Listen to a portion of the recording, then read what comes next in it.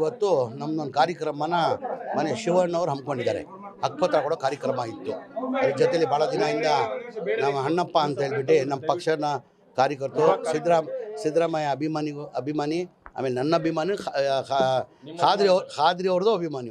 ಅವ್ನ ಮನೆ opening ceremony ಮಾಡ್ದ. ಅದಕ್ಕೆ ನಾನು ಬರೋಕ್ಕೆ ಸಾಧ್ಯ ಆಗಿಲ್ಲ. ನಾನು ಬಂದರೆ ಬರ್ತೀನಿ ಅಂತ ಅವ್ರ ಮನೆಗೆ ನಾನು ಭೇಟಿ ಕೊಟ್ಟಿದ್ದೀನಿ. ಬ್ಯಾಡಗಿಗೆ ಹೋಗ್ತಾಯಿದ್ದೀನಿ. ಬ್ಯಾಡಗಿದಲ್ಲಿ ಹಕ್ಕುಪತ್ರ ಕೊಡೋದು ಕಾರ್ಯಕ್ರಮನ ಮನೆ ಶಿವಣ್ಣವರು ಹಮ್ಮಿಕೊಂಡಿದ್ದಾರೆ. ಸರ್, ತಮ್ಮ ಇಲಾಖೆಯಿಂದ ಸುಮಾರು 4 ಲಕ್ಷ ಮನೆಗಳನ್ನು ಮಂಜೂರಾಗಿದೆ. ಅದಕ್ಕೆ ಎಷ್ಟು ಅಮೌಂಟ್ ನಿಗದಿ ಆಗುತ್ತೆ, ಅದನ್ನು ಯಾವಾಗ ಸರ್? ಇಲ್ಲ ಈಗ ಏನಾಗಿದೆ, 4 ಲಕ್ಷ ಇಲ್ಲ, ಸ್ಲಮ್ ಬೋರ್ಡ್ದು 1,80,253 ಮನೆ ಸ್ಲಮ್ ಬೋರ್ಡ್ಗೂ. ರಾಜೀವ್ ಗಾಂಧಿ ಆಶ್ರಯ ಸ್ಕೀಮ್ ಅಂತೀವಿ, ಅದರಲ್ಲಿ 47,860 ಮನೆ, ಒಟ್ಟಾಗಿ 2,30,000 ಮನೆಗಳು ಅನ್ಕಂಪ್ಲೀಟ್ ಆಗಿತ್ತದು. ನಿನ್ನೆ ಮಾಧ್ಯಮದೆಲ್ಲ ಹೇಳಿದ್ದೀನಿ.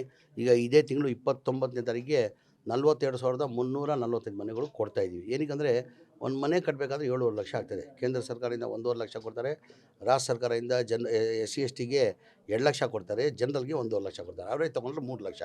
7.5 ಲಕ್ಷದಲ್ಲಿ 3 ಲಕ್ಷ ಹೋದರೆ ಎಷ್ಟು ಉಳಿತು? 4.5 ಲಕ್ಷ. ಬಡವ್ರ ಪಾಪ ಎಲ್ಲಿಂದ ಕಟ್ಟಕ್ಕೆ ಸಾಧ್ಯ? ಬೆನಿಫಿಷರಿ ಪೇಮೆಂಟು ಬಡವ್ರು ಕಟ್ಟಬೇಕಾಗಿದ್ದು ಒಟ್ಟಾಗಿ 2,30,000 ಮನೆಗಳಿಗೆ 9,000 ಕಟ್ಟಬೇಕಾಗಿದ್ದು. ಬರೀ 310 ಕೋಟಿ ಕೊಟ್ಟಿದ್ರು. ಯಾರು 5,000 ಕೊಟ್ಟವ್ರು, ಯಾರು 10,000 15,000 ಆದಮೇಲೆ ಬಡವ್ರು ಕಟ್ಟಕ್ಕೆ ಸಾಧ್ಯ ಆಗಲ್ಲ. ನನ್ನ ಗಮನಕ್ಕೆ ಬಂದಾದಮೇಲೆ ನಾನು ಮುಖ್ಯಮಂತ್ರಿ ಗಮನಕ್ಕೆ ತಂದೆ. ಸರ್, ಹಿಂದಿನ ಸರ್ಕಾರದಲ್ಲಿ ತಾವೇ ಮುಖ್ಯಮಂತ್ರಿ ಇರುವಾಗ ಈ ಮನೆಗಳು ಸ್ಯಾಂಕ್ಷನ್ ಮಾಡಿದ್ದು. ಅದಾದಮೇಲೆ ಒಂದು ಮನೆಯೂ ಸ್ಯಾಂಕ್ಷನ್ ಮಾಡಿಲ್ಲ, ಒಂದು ಮನೆಯೂ ಕೊಡೋಕ್ಕೆ ಸಾಧ್ಯ ಆಗಿಲ್ಲ. ಕಾರಣ ಅಂದರೆ 7.5 ಲಕ್ಷದಲ್ಲಿ 4 ಲಕ್ಷ ಬೆನಿಫಿಷರಿ ಕಟ್ಟಬೇಕು, ಬಡವ್ರು ಕೊಡೋಕ್ಕೆ ಸಾಧ್ಯ ಆಗಲ್ಲ, ಜನ ಬೀದಿಯಲ್ಲಿದ್ದಾರಂತ. ಮನೆ ಮುಖ್ಯಮಂತ್ರಿಗಳು 2-3 ರಿವ್ಯೂ ಮೀಟಿಂಗ್ ಮಾಡಿ ಅವ್ರ ಬಡವ್ರ ಬಗ್ಗೆ ಕಾಳಜಿ ಇದ್ದಿದ್ದ ಕಾರಣಕ್ಕೆ BJP ಅವ್ರಿಗೆ ಕೆಲಸ ಮಾಡ್ಬೋದಾಗಿದೆ. ಅವಾಗ ಗ್ಯಾರಂಟಿಗಳು ಇರಲಿಲ್ಲ.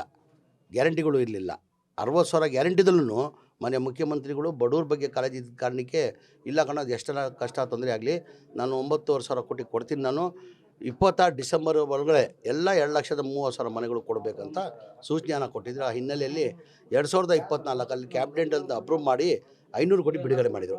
ಆಗ 36,789 ಮನೆಗಳು ಕೊಟ್ವಿ ಹೋದ ವರ್ಷ. ಈಗ ಈ ತಿಂಗಳು 29ನೇ ತಾರೀಕಿಗೆ ಹುಬ್ಬಳ್ಳಿಯಲ್ಲಿ ಕಾರ್ಯಕ್ರಮ ಮಾಡಿ ನಮ್ಮ ನಾಯಕರಾದಂಥ ರಾಹುಲ್ ಗಾಂಧಿ ಬರ್ತಾವ್ರೆ, ACC ಅಧ್ಯಕ್ಷರಾದಂಥ ಮಲ್ಲಿಕಾರ್ಜುನ ಖರ್ಗೆ ಅವರು, ವೇಣುಗೋಪಾಲ್ ಅವರು, ಮುಖ್ಯಮಂತ್ರಿಗಳು, ಉಪಮುಖ್ಯಮಂತ್ರಿಗಳು ನೇತೃತ್ವದಲ್ಲಿ ಆ ಮನೆಗಳು ಕೊಡ್ತಾಯಿದ್ವಿ. ಏನಕ್ಕೆ BJP ಅವ್ರು ಕೊಡೋಕ್ಕೆ ಸಾಧ್ಯ ಆಗಲಿಲ್ಲ? ಗ್ಯಾರಂಟಿಗಳು ಇರಲಿಲ್ಲ, ಕೊಡ್ಬೋದಾಗಿತ್ತಾನೆ. ಈಗ ದಿವಾಲಿ ಆಗಿದೆ ಅಂತಾರೆ BJP ಅವರು. ಸರ್ಕಾರ ದಿವಾಲಿ ಆಗಿಬಿಟ್ಟಿದೆ, ಗ್ಯಾರಂಟಿ ಕೊಟ್ಟು ಏನೇನೂ ಅಭಿವೃದ್ಧಿ ಕೆಲಸ ಆಗ್ತಾಯಿಲ್ಲ ಅಂತಾರಲ್ಲ. ಇದು ನಾನು BJP ಸ್ನೇಹಿತರಿಗೆ ಕೇಳೋಕ್ಕೆ ಬಯಸ್ತಾ ಇದ್ದೀನಿ.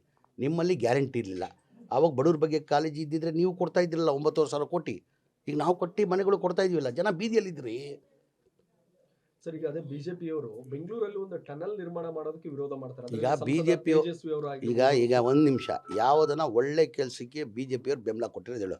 ಅದಕ್ಕಿಂತ ಮುಂಚೆನೇ 2014 ಸ್ಕೈ ವಾಕ್ ಬರಬೇಕಂತ ಬೆಂಗಳೂರಲ್ಲಿ ಒಂದು ಪ್ರಪೋಸಲ್ ಇತ್ತು. ಜಾರ್ಜ್ ಅವರು ಬೆಂಗಳೂರು ಸಿಟಿ ಇನ್ಚಾರ್ಜ್ ಮಿನಿಸ್ಟರ್ ಆಗಿದ್ದರು. ಆವಾಗ ಒಂದು ಸ್ಕೈ ವಾಕ್ ಮಾಡಬೇಕಂತ. ಏಕೆಂದರೆ ಆ ಹೆಬ್ಬಾಳ ಅಲ್ಲಿ ಎಲ್ಲ ಏರ್ಪೋರ್ಟ್ಗೆ ಹೋಗೋದು ಟ್ರಾಫಿಕ್ ಜಾಮ್ ಆಗಿ ಸಮಸ್ಯೆ ಆಗ್ತಾಯಿದ್ದು. ಆ ಫ್ಲೈಓವರ್ ಮಾಡೋದು ಪ್ರಪೋಸಲ್ ಇತ್ತು. ಅವಾಗ ನಾನು ಜನತಾದಲ್ಲಿದ್ದೆ. ಇದೇ BJP ಅವ್ರು ವಿರೋಧ ಮಾಡಿದ್ರು. ಅವ್ರು ಒಳ್ಳೆ ಕೆಲಸ ಅವರು ಮಾಡಲ್ಲ, ಮಾಡಿದ್ರು ಇದು ಮಾಡೋದು ಟೀಕೆ ಮಾಡ್ತಾರೆ. ಇವತ್ತು ಸ್ಕೈ ವಾಕ್ ಆಗಿದ್ದರೆ ಇವತ್ತು ಟ್ರಾಫಿಕ್ ಏನು ಜಾಮ್ ಆಗಿದೆ, ಏರ್ಪೋರ್ಟ್ಗೆ ಹೋಗ್ಬೇಕಾದ್ರೆ ಕನಿಷ್ಠ 1-1.5 ಗಂಟೆ ತಾಸಾಗ್ತದೆ. ಒಂದೊಂದು ಸತಿ ಟ್ರಾಫಿಕ್ ಜಾಮ್ ಆದರೆ 2 ತಾಸು ಆಗಿಬಿಡ್ತದೆ. ಇಲ್ಲ, ನಾನು ಹೇಳೋ ಅರ್ಥ ಏನಂದರೆ ಅವ್ರು BJP ಅವರು ಒಳ್ಳೆ ಕೆಲಸ ಮಾಡಲ್ಲ. ನಾವೇನಾರು ಒಳ್ಳೆ ಕೆಲಸ ಮಾಡೋದ್ರೆ ಈ ಥರ ಟೀಕೆ ಮಾಡ್ತಾರೆ. RSS ಸಂಘಟನೆ ಅನ್ನೋದು ಕೂಡ ನೋಂದಾಯಿತ ಸಂಸ್ಥೆ ಅಲ್ಲೋದನ್ನ ತಾನೇ ಹೇಳ್ಕೊಂಡಿದೆ. ಹೀಗಾಗಿ ಈಗ ನಾನು ಅದ್ರ ಬಗ್ಗೆ ಮಾತಾಡಲ್ಲ. ಅವ್ರ ಸಂಘಟನೆ ಅವ್ರ ಕೆಲಸ ಮಾಡ್ಕೊಂಡು ಹೋಗ್ತಾರೆ, ನಮ್ಮ ಕೆಲಸ ನಾವು ಮಾಡ್ಕೊಂಡು. 2028ಕ್ಕೆ DK ಶಿವಕುಮಾರ್ ಅವರು ಮಂತ್ರಿ ಆಗ್ಲಿ ಅಂತ ಬೇಕಾದ್ರೆ ಅವಾಗ ಹೇಳಿದ್ರಿ, ಇವಾಗಲೇ ಯಾಕೆ ಹೇಳಿಲ್ಲ ಅನ್ನೋದು ಅವರ ಅಭಿಮಾನಿಗಳು ಕಾರ್ಯಕರ್ತರು ಮಾತಾಡಿದ್ರು. 2028 ನಂತರ ಬೇಕಾದ್ರೆ CM ಆಗ್ಲಿ DK ಶಿವಕುಮಾರ್ ಅವರು ಅಂತ ಹೇಳಿದ್ರಿ. ಈಗ ನೀವೇ ಹೇಳಿದೀರಾ.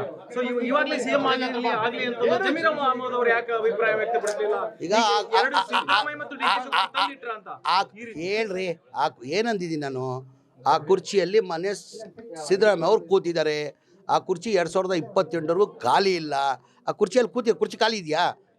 ಕುರ್ಚಿಯಲ್ಲಿ ಕೂತಾರೆ. ಈಗ DK ಶಿವಕುಮಾರ್ ಅಭಿಮಾನಿಗಳು, ಆಮೇಲೆ DK ಶಿವಕುಮಾರ್ ಸಾಹೇಬ್ರು ಅವರು ಮುಖ್ಯಮಂತ್ರಿ ಆಗಬೇಕಂತ ಆಸೆ ಇದ್ದಾರೆ. ನಾವು ಅವ್ರ ಮುಖ್ಯಮಂತ್ರಿ ಮುಂದೆ ಸಿದ್ದರಾಮಯ್ಯ ಆದಮೇಲೆ ಅವ್ರು ಮುಖ್ಯಮಂತ್ರಿ ಆಗಲಿ ಅಂತ ನಮಗೂ ಆಸೆ ಇದೆ. ನಿಮ್ಮ ಹೇಳಿಕೆ ಏನಂದ್ರೆ 2.5 ವರ್ಷ ಇಲ್ಲ ಅನ್ನಂಗಾಯ್ತು. ಸಿದ್ದರಾಮಯ್ಯ ಅದಿದ್ರೆ 28 ಇದ್ದಿದ್ರೆ 28ವರೆಗೂ ಇದಾಗ್ತಾ ಇತ್ತಾ? ಆಮೇಲೆ ನಮ್ಮ ಪಕ್ಷ ಇನ್ನೊಂದು ಎಲ್ಲರಿಗಿಂತ ಹೆಚ್ಚಾಗಿ ನಮ್ಮ ಪಕ್ಷ ಹೈಕಮಾಂಡ್. ನಾವೆಲ್ಲ ಹೈಕಮಾಂಡ್ ಶಿಸ್ತಿನ ಸಿಪಾಯಿ. ಅವ್ರು ಏನು ಹೈಕಮಾಂಡ್ ಸೂಚನೆ ಕೊಡ್ತಾರೆ ಅವ್ರಿಗೆ ಗೆರೆ ಹತ್ರ ಗೆರೆ ದಾಟಲ್ಲ ನಾವು. ಏನು ಕ್ರಾಂತಿನೂ ಇಲ್ಲ, ಪ್ರಾಂತಿನೂ ಇಲ್ಲ. ಗ್ಯಾರಂಟಿ ನ್ಯೂಸ್, ಸುದ್ದಿ ಖಚಿತ. ನ್ಯಾಯ ನಿಶ್ಚಿತ.